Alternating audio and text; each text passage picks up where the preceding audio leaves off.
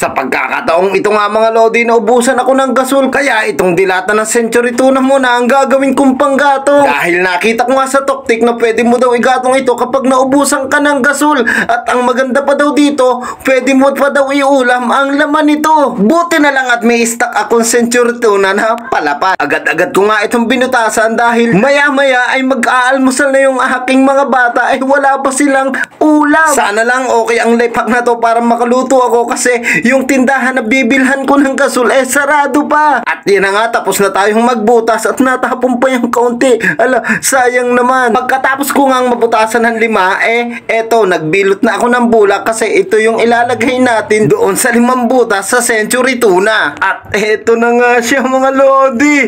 Ala, itry na natin to. Dito ko nga pala sa ihuan ko iluluto para ipapatong ko na lang yung kawali na ating gagamitin. Eto nga, inilagay ko na yung ating century tuna na panggatong at isinukat ko muna yung ating pagpapatungan, baka kasi masyadong mataas hindi agad maluluto yung itlog na ating lulutuin. Kaya naman nung nakita kong mataas syempre nilagyan ko ng bato para hindi tayo matatagalan sa ating lulutuin. At nang okay na nga lahat, eto, sisindihan ko lang sana gumana siya. Ayan na siya mga lodi. Wow! Tingnan nyo naman, ang lakas ng apoy niya mga lodi, Wow! Para din siyang kalan. Okay, tingnan natin kung makakaluto tayo. At naglagay na nga ako ng mantika. Intay-intayin lang natin itong uminit at saka natin ilalagay ang ating itlog. Grabe mga lodi, sinubukan ko nga iangat ang aking kawali at tingnan nyo. Wow! Ang lakas niya! Sa puntong ito nga mga lodi, tinry ko muna kung mainit na at yan na nga, nagpatak ako ng kaunting itlog at yan na, kumukulo na agad. Okay, lutuin na natin to. Nung makita ko nga aari ng ilagay ang ating itlog, ito, iniligay ko na siya. At yan na siya mga lodi, nakakaluto nga, ang galing!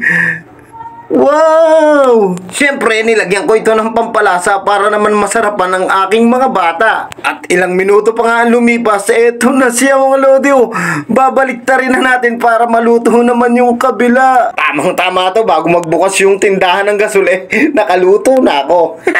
Pwede din pala itong gawin ng mga nagkakamping no mga lodi para abutan man sila ng ulan o kahit mabasa yung panggatong, makakaluto pa rin sila. Eto nga, tahanguin ko na itong unang itlog nating iniluto. Kasi 2 itlog ang ating lulutuin at titingnan natin kung makakaluto pa rin ang century tuna na ating binutasan at ginawa nating panggatong. Ito na nga pala yung padalawa nating itlog mga lodi.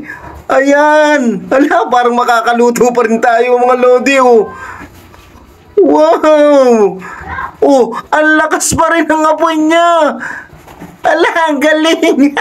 Nga pala mga lodi, pagkatapos natin magluto ay titikman natin ang century tuna kung nag-amoy usok siya, okay? Ito nga palang pandalawa nating itlog ay binaliktad ko na at grabe, talagang makakaluto nga tayo. Hindi ko lang alam kung hanggang ilang itlog ang kayang lutuin ng isang century tuna. Habang niluluto ko nga yung pandalawa nating itlog, eto, nagising na ang aking anak na si Caitlyn. Talaga namang ayaw pumayag na hindi bubuhatin na Eto nga, hahanguin ko na ito para matikman na natin kung nagamoy usok ba yung century tuna na ating ginamit. Parang century tuna aking nakinig. Pasensya na kayo at nabubulol ako.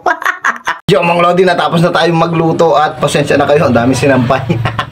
So kinuha ko na yung mga bulak dito. Yan, minatira pang isa, hindi ko nakuha. So isasali na natin dito na mga lodi. So ito, titikman natin kung naglasang usok ba o hindi. Okay, sali na natin mga lodi. Yan, ang hirap kasi sa ibabaw ko binutasan. Yan. So ito na siya mga lodi. So titikman natin kung ang lasa niya ay naging lasang usok. So ito na, the moment of truth. Yan, so ito na mga lodi. Yan ha.